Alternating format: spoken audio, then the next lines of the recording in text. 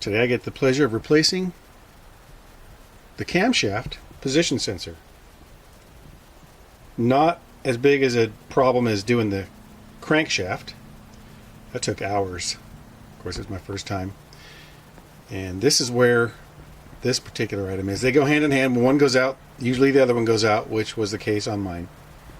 This is the camshaft position sensor.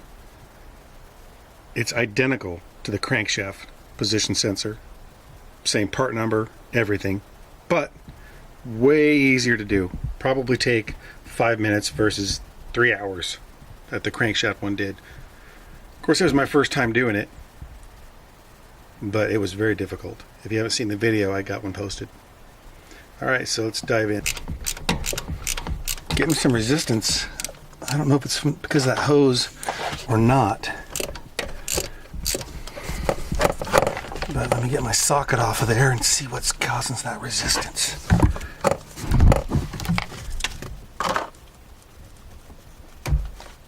Yeah, it looks like that hose definitely has to go. Get some pliers and take that off, see what happens. Well, I got the fastener off just by using the tips of my fingers. The clamp for that hose is in a weird spot. I'd have to remove some other stuff just to get a wrench in there to grip it, clamp it, and scoot it. So it seemed to work when I just did my fingertips. So now the fastener's out. You should just be able to wiggle it back and forth.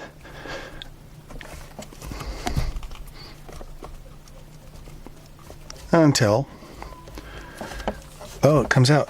I see that it's one of the originals. This has never been replaced. See how it's different than the new one? Let me get the new one. Now when I took the crankshaft one out, it looked like this, round. So it had been replaced. If it hadn't, the original one would have looked like this, flat. So definitely it was time for this to go. Now when you take your wiring harness off, now this is different than the crankshaft sensor. It has, if you've seen that video, it's got the green tab. You got to take a screwdriver, push in on it until it clicks and whatever.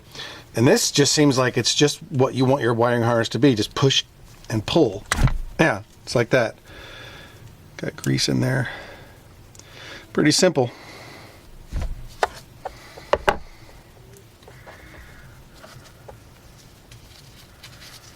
Now I didn't show it in the other video when the crankshaft sensor was changed, but you want to use dielectric grease on your wiring harness. Now you can get one of these.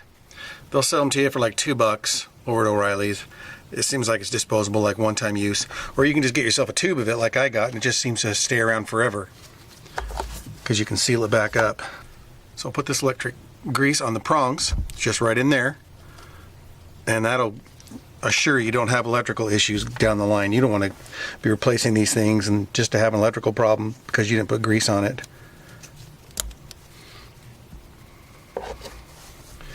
Alright, now is the time you want to take some clean oil and put it around the seal there.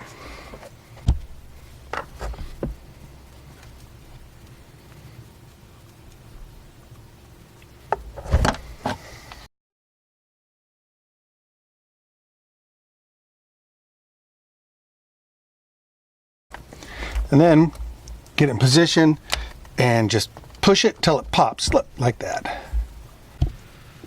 Alright, so I got it threaded in, hand tight. And make sure you've pushed your sensor all the way until it pops. You don't want to force it in with the fastener while you're tightening it. And let's put the socket back on there.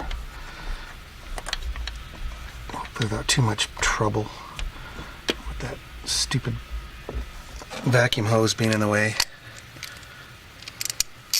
Shouldn't be a problem. It's like at a 5-degree angle there off the fastener. Alright, got it. Okay. I'll see if we have that no starting condition solved. Well, it started, but the service engine light is still on. I replaced the crank sensor. The service engine light went out. About 30 miles later, went on again.